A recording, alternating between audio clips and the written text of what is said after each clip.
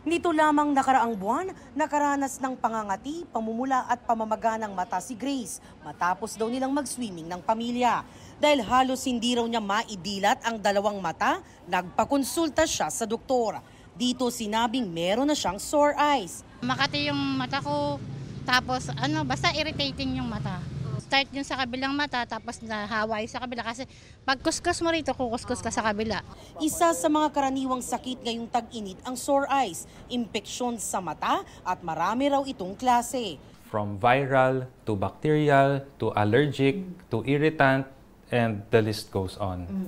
Kapag tinamaan ng sore eyes, karaniwang namumula ang mata. May pananakit at pamamaga ang mga talukap. Meron ding discharge o pagmumuta.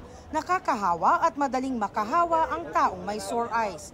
If we're talking about the viral or the bacterial type ng sore eyes, yun yung nakakahawa.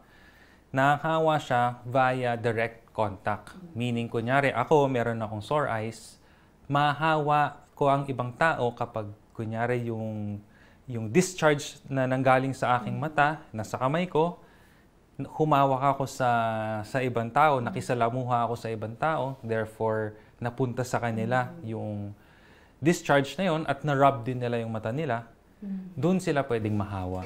Payo ng doktor sa may sore eyes, lumiban sa klase o trabaho para di makahawa. Dagdag pa ni Doc, huwag mag-self-medicate. Hindi raw nila pinapayong gumamit ng mga sinasabing nakakatulong sa pagpapagaling ng sore eyes tulad ng breast milk at urine. The first thing na kailangan niyang gawin, I think, is to seek consult. Okay? Kasi, again, maraming klaseng sore eyes. So, kailangan malaman kung ano bang klaseng sore eyes yan. Yun ay para malaman kung anong treatment or anong gamot.